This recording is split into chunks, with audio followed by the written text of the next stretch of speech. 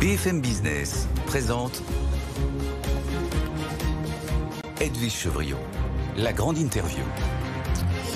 Bonsoir à tous, bienvenue dans la grande interview. On va voyager, mais en même temps, on va aussi parler de rachat d'actions. Bonsoir Jean-François Rial. Bonsoir. Merci d'être avec nous, PDG, cofondateur de Voyageurs du Monde, le spécialiste du voyage sur mesure et voyage d'aventure et du vélo. On verra ça parce que là, vous avez publié aujourd'hui vos résultats pour 2023 et on voit que voilà, on va dire, ça a explosé et notamment les voyages en vélo. Mais il y a un point aussi très intéressant, c'est que vous annoncez, ça y est, la bourse est fermée. Vous pouvez le dire, une offre de rachat d'actions très importante qui porte sur près de 20% du capital de Voyageurs du Monde, 130 millions d'euros. Vous savez que ça n'a pas du tout bonne presse. Hein. Le gouvernement ne veut pas de rachat d'actions. Il y en a eu pour 30 milliards, je crois, dans le CAC 40. Il dit augmentez vos salariés, investissez. Pourquoi est-ce que vous faites ça ? Alors, on fait ça parce qu'en fait, pendant le Covid, on était en grande difficulté puisqu'on avait, sur la première année, perdu 85% de notre chiffre d'affaires. Et donc, on avait la chance d'avoir une situation financière très saine. Et donc, on a pu obtenir d'actionnaires qui nous fassent une augmentation de capital pour nous sécuriser. Oui. On a augmenté notre capital de 130 millions d'euros. Comme par hasard, c'est le même montant que notre achat d'actions. Et puis, il se trouve que on a fait quelques acquisitions, en particulier sur le vélo. Mais on a eu surtout très vite, à partir de 2022 et encore plus en 2023, des très bons résultats. On a augmenté nos résultats presque du double, du plus haut cette année. Et donc, du coup, on a eu beaucoup d'argent. On a trop d'argent, entre guillemets. On n'a pas de quoi investir autant d'argent. Donc, on garde quand même une capacité d'investissement très importante suite à notre achat d'actions. Pas loin de 100 millions d'euros qui nous resteront. Mais on a versé des bonus exceptionnels à nos salariés. Et puis, par ailleurs, on les a augmentés. C'est trop riche, quoi. C'est un problème de riche. Et donc, en fait, c'est pas en contradiction. C'est-à-dire qu'en fait, le gouvernement, à mon avis, critique à tort les rachats d'actions. Parce que il y a rachat d'actions bon et puis il y a rachat d'actions mauvais. Le rachat d'actions bon, c'est quand vous avez du cash qui ne vous sert à rien, qui ferait mieux d'être investi par vos actionnaires dans d'autres activités plus productives et plus intéressantes. Et si on est contre le rachat d'actions, on est contre la diminution de capital, on est contre la distribution de dividendes et donc on est contre aussi les augmentations de capital parce que quand on a obtenu une augmentation de capital, nous, pendant la période du Covid de 130 millions d'euros, si on avait dit à nos actionnaires qui nous ont fait la gentillesse de nous suivre dans une période difficile, vous serez taxés le jour où on vous les rendra, vous pouvez pas le faire. Et la critique du gouvernement consiste à dire faut investir, faut augmenter les salaires, etc. Nous on le fait tous les jours. Simplement là, on a trop d'argent, donc il vaut mieux rendre cet argent à nos actionnaires pour qu'ils le réinvestissent eux dans l'outil productif. Donc encore une fois. Et puis vous le faites maintenant parce que du coup vous n'aurez pas de taxe sur les rachats d'actions parce que la taxe elle va arriver, mais elle n'est pas encore arrivée. Oui, mais on n'avait pas vraiment anticipé ça. Et puis dans le premier projet du gouvernement, il y a 6-8 mois. Ce projet de taxe ne nous aurait pas concerné non plus parce que c'est pour des sociétés plus grandes que nous. Ceci dit, leur projet va peut-être être modifié. Mais moi, je trouve que là, pour le coup, quand j'entends le président Macron et le gouvernement critiquer de façon aussi violente les rachats d'actions, je trouve que c'est pas justifié. Non, mais c'est peut-être pas le cas chez Voyageurs du Monde, mais en même temps, ce qu'on peut dire, c'est qu'il y a des entreprises qui l'ont fait et qui pourraient très bien augmenter. Il y a un problème de pouvoir d'achat en France, notamment des salariés. Oui, mais c'est pas les mêmes sujets, c'est pas incompatible. Si, c'est le même non, mais sujet. il y a plein d'entreprises qui font pas de rachat d'actions et qui augmentent pas bien leurs salariés. Il y a des entreprises qui font des rachats d'actions et qui augmentent bien leurs salariés. Donc là, on mélange tout, en fait. Il y a des bons rachats d'actions et puis il y a des mauvais. Ça, le gouvernement peut le dire. Mais systématiser... Les rachats d'actions, c'est quand même fait pour que les actionnaires, non pas les salariés, les actionnaires aient plus d'argent in fine et plus de dividendes. Non, ils n'ont pas plus d'argent, ils ont plus de pourcentage du capital. Non, c'est pas vrai. On est d'accord. Un rachat d'actions, quand c'est... D'ailleurs, on le voit bien, il y a des études qui ont été faites, ça fait ni monter le cours, ni baisser le cours. C'est normal, parce que le prix qui est proposé, il est au prix du marché. Alors, vous proposez combien? Une 150 euros. On propose 150 euros. Le dernier cours devait tourner autour de 130. On propose 150 euros. Ça fait une valorisation de l'entreprise à 800 millions d'euros. On a 230 millions d'euros de cash à peu près. On en a 130 de trop. On en gardera 100 pour investir. On aura sans parler des bénéfices futurs qu'on va continuer de faire, on aura largement de quoi faire. Donc, encore une fois, c'est quand même on rend aux actionnaires du capital. Pardon ? Ça représente 20% du capital. Ça représente 20% du capital. C'est énorme. Oui et non, un peu moins de 20%, hein, parce que 130 divisé par 800, ça fait un peu moins de 20%. Mais c'est aussi l'argent qu'on a reçu en plus en capital pendant le Covid. On rend l'argent qu'on a voulu avoir pour se protéger, et il se trouve qu'on a eu des résultats magnifiques. D'ailleurs, le gouvernement a beaucoup contribué pendant la période du Covid à ce qu'on n'aille pas à la catastrophe, et là, merci le gouvernement, ça clairement, toutes les aides qui ont été faites pour aider les entreprises ont été absolument remarquables, mais là aujourd'hui, on a trop d'argent, cet argent ne nous sert à rien, parce qu'on a eu des très bons résultats, parce qu'on a aussi investi, on a augmenté nos salariés, et donc on le rend à nos actionnaires. Et nos actionnaires, d'ailleurs, ils vont faire ce que demande le gouvernement, c'est-à-dire utiliser cet argent pour le réinvestir. Aujourd'hui, nous, si on garde cet argent, on va le mettre en syndicat monétaire. Ça sert à quoi? Rien. Oui. Mais alors déjà, Mathias, vous vendez, vous actionnaire parce que vous êtes 3 fondateurs, on va le rappeler. Nous, on a essentiellement. Vous, le management, vous vendez? Oui, on va en vendre un petit peu. Celles qu'on a en direct sur Voyageurs du Monde, on les vend. Celles qu'on a en action cotée, mais on est essentiellement actionnaire, nous, de la holding, société, la holding, voilà, dans laquelle on garde nos actions pour la plupart. Mais qui elle vend aussi. Qui va vendre un petit peu d'actions aussi. Oui. Tout à fait. Oui. Tout à fait. Donc, tout à fait. Elle va participer à l'OPRA. Et cette OPRA, elle s'ouvre demain. Elle s'ouvre à partir de demain. Elle se clôture début juin. Je crois que c'est début juin que les actionnaires devront se positionner pour savoir s'ils veulent garder ou s'ils veulent céder. Chacun fait comme il l'entend. Voilà. Mais en même temps, moi j'ai envie de dire.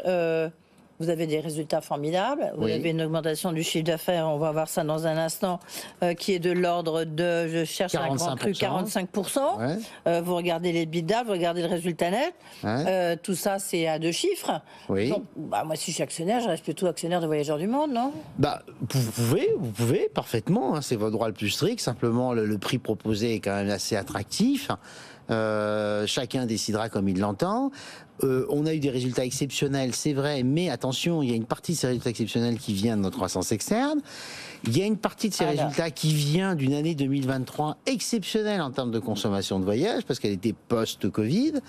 Et sur 2024, on continue d'être en croissance. Parce que c'est un petit peu moins de 700 millions de chiffre d'affaires, 693 millions. Voilà. Mais ce que je veux vous dire, Edwige, pour répondre à votre question, c'est qu'en 2024, on est moins en croissance. Oui, on va venir Notre croissance se réduit. Un instant sur 2023. Et surtout, on a un environnement géopolitique qui quand même se complique. Alors, non, mais c'est ça qui est incroyable, Jean-François Réal, c'est que vous êtes en train de nous dire attention, notre société, là, non, elle va pas bien. Ça va être beaucoup plus dur. Les temps sont durs, etc. Alors que... Non, mais on fera pas fera pas la croissance de notre chiffre d'affaires et de résultats qu'on a eu en 2023, en 2024. Ça, c'est clair. On espère bien qu'on fera aussi bien. Je n'en sais rien.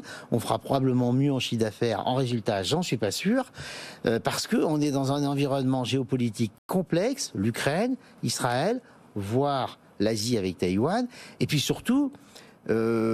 On a un effet qui nous pénalise, c'est les Jeux Olympiques, parce que les Jeux Olympiques, alors justement, Jeux Olympiques, qu'est-ce que ça génère? Ça génère des tarifs aériens très élevés l'été, au départ de la France. Et du coup, nos clients qui partent quand même essentiellement l'été, partent moins l'été, et ça nous pénalise. Dernière chose, le délai de réservation qui était assez long l'année dernière, s'est raccourci parce que on est dans un environnement économique qui est plus difficile. Pour les agents économiques. Donc du coup, ils achètent des voyages, ils continuent de consommer des voyages, mais ils font plus attention. Donc on n'est pas dans la même situation en 2024 qu'en 2023. Ça ne veut pas dire qu'on va faire des moins bons résultats. C'est la fin du rattrapage, quoi, grosso modo. Voilà. C'est la fin du rattrapage. Alors il y a 3 choses. C'est la fin du rattrapage. C'est des conditions économiques perçues par les agents économiques qui sont plus difficiles dans toutes les classes de revenus, y compris les plus aisés. Et la 3e chose, c'est un environnement géopolitique qui est quand même pas évolué tellement dans le bon sens, quoi. Voilà. Maintenant, moi, si vous me demandez est-ce que Voyageurs du Monde ira bien dans les prochaines années, j'en suis convaincu que oui. C'est du long terme. Sur 2024, je suis un peu moins sûr. Donc, résumé.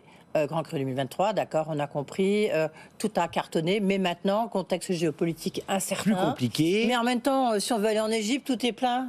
Alors, tout est plein chez Voyageurs du Monde, parce qu'on a un bateau exceptionnel, qui a 100 ans d'histoire, qui s'appelle le Steamship Soudan, qui est le plus vieux bateau du Nil. Bon, mais, sur l'ensemble des marques du groupe, l'Égypte est en baisse. Parce que le contexte géopolitique a fait baisser l'Égypte, mais a sinistré totalement la Jordanie. Je parle même pas d'Israël, évidemment. Et je dirais tout le monde arabo-musulman a souffert. Vous y rajoutez toute l'Europe de l'Est qui souffre à cause du conflit ukrainien, l'Asie qui souffre parce que c'est plus long et plus cher d'aller en Asie avec les avions européens, parce qu'il faut contourner la Russie. Bon bah, tout ça fait que il y a une inquiétude économique et géopolitique qui est en ce moment défavorable au voyage. Mais c'est en ce moment. Et puis il y a juste un point, je voudrais après qu'on parle du vélo quand même, parce que c'est amusant de voir comment vous avez cartonné, et en plus vous avez fait des acquisitions dans ce secteur-là.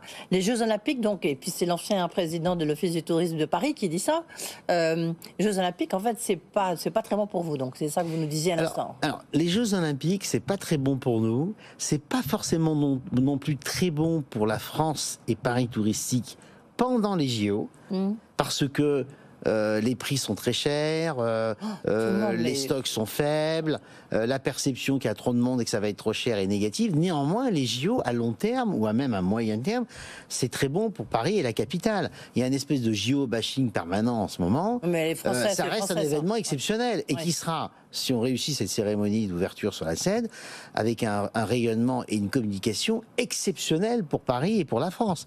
Donc les JO, ça peut être pas très bon à court terme, mais ça peut être très bon à long terme pour l'image de la France. Alors si on regarde les vélos, parce que votre nouvelle activité de voyage à vélo que vous aviez acheté, 16% du chiffre d'affaires du total de voyageurs du monde. Donc c'est énorme, parce qu'il y a très peu de temps, là, vous étiez venu nous annoncer que vous vous lanciez dans le vélo. 40% des clients. Oui, et 40% des clients. On a à peu près...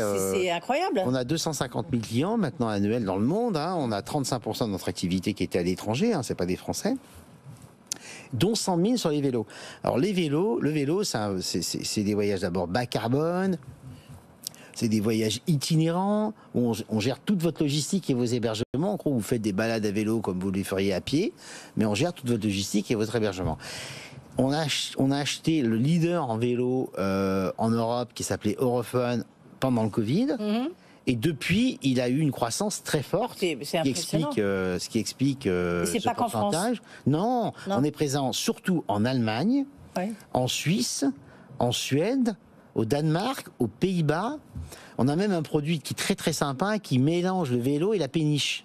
Vous faites une balade et vous êtes à vélo, et puis de temps en temps, vous circulez en péniche, vous mettez votre vélo sur la péniche, vous redescendez, vous continuez, etc.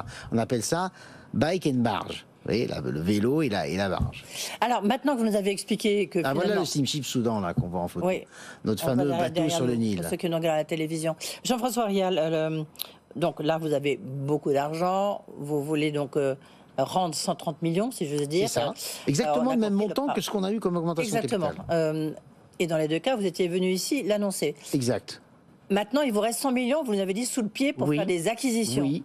Quel secteur, où, quelle géographie? Alors, il y a 3 secteurs où on peut faire des acquisitions. Le sur-mesure, l'aventure, le vélo. Déjà sur le vélo, on va en faire plusieurs petites pour compléter un peu notre maillage en Europe. Ça c'est sûr, on va le faire dès cette année, mais c'est des toutes petites acquisitions, mais avec un fort potentiel. Je dirais que le vélo est notre axe principal de développement en croissance externe parce qu'il est bas carbone, il est à la mode, et il est CO2, low cost CO2, comme on dit, donc ça on pousse. Mais on s'interdit absolument pas de faire des acquisitions dans l'aventure ou dans le voyage sur mesure, essentiellement, je dirais, sur les pays anglo-saxons. Ce qui nous intéresse le plus, on a commencé, c'est nous renforcer sur la Grande-Bretagne et sur les États-Unis, parce que c'est de la langue anglaise, que quand vous êtes sur de la langue anglaise, vous touchez de la clientèle dans le monde entier, et qu'on a un potentiel très important. Les 2 plus grands marchés du voyage dans le monde, c'est l'Angleterre et l'Allemagne. L'Allemagne, c'est plus compliqué, langue allemande. On va y aller avec la marque Voyageurs du Monde en croissance interne. Quand vous dites interne. Les plus grands pays voyageurs du monde, c'est parce que les plus grands, c'est eux qui voyagent le plus, ou on organise le plus de voyages? C'est eux qui voyagent le plus. D'accord, c'est eux qui voyagent le plus. Nous notre pays clé, c'est bien sûr encore la France. Mais nous, on a la France, c'est normal, on voyage en France. Oui, bien sûr. Mais je dirais que, vous voyez, il y a plus d'Anglais et d'Allemands qui voyagent à l'étranger que d'Américains, par exemple. Les Américains voyagent très peu à l'étranger. Ils voyagent avec des budgets très élevés, mais ils voyagent très peu. Beaucoup moins que les Français, par exemple. voyagent moins à l'étranger que les Français. Donc les deux pays principaux, c'est l'Allemagne et l'Angleterre. L'Angleterre, on a plutôt décidé de faire de la croissance externe. Et sur l'Allemagne, on a le vélo déjà présent. Et on va faire sur le voyage sur mesure un peu de croissance interne parce qu'on a un grand succès sur le marché suisse. On va commencer par la Suisse alémanique, puis on va aller en Allemagne. D'accord. On va y aller. Donc vous remontez en 2025. Le pays, allez, le pays où il faut réserver pour cet été, c'est où? Le pays où il faut réserver pour cet été, c'est, je dirais, il y a des pays qui sont inaccessibles parce que trop demandés, donc faut les éviter. Le Japon, par exemple, c'est un succès fou, la Polynésie, la Tanzanie, etc. Puis il y a des pays un peu plus délaissés, l'Amérique latine, les États-Unis, par exemple, c'est plus délaissé cette année. Ce qui marche très bien cette année, contrairement à l'année dernière, c'est l'Europe. Les voyages en Europe marchent très très bien, alors que l'année dernière, c'était plutôt une année long courrier. À chaque fois, on a des effets de balancier comme ça. Voilà. Dernière question. Les croisières, parce que vous en faites une sur le Nil, vous pouvez pas développer, je sais pas, genre le Ponant, là, puisqu'on parlait tout à l'heure des résultats de Kering, le Ponant qui appartient, donc les bateaux de croisière qui appartiennent au Pinot, ça vous tenterait pas? Alors, on a des croisières fluviales comme celle sur le Nil. On a aussi des croisières polaires avec Grand Nord, Grand Large, qui est une marque de terre d'aventure qui fait un carton là-dessus. Mais je dirais que les croisières classiques de Costa à Ponant correspondent pas complètement à nos clients. Par exemple, on distribue le Ponant chez Voyageurs du Monde, c'est un des rares produits qu'on distribue, mais on a 200 clients par an sur le Ponant, ce qui est quand même très faible, parce que c'est pas l'esprit de nos clients. Merci Jean-François Rial. Donc l'Opéra, ça commence demain. Voilà. Et donc ça va très très mal, Voyageurs du Monde, vous l'avez compris. Voilà, en tous les cas, c'est le message que vous vouliez faire passer, mais vous avez du mal à le faire passer. Merci beaucoup d'avoir été avec nous, le patron cofondateur de Voyageurs du Monde.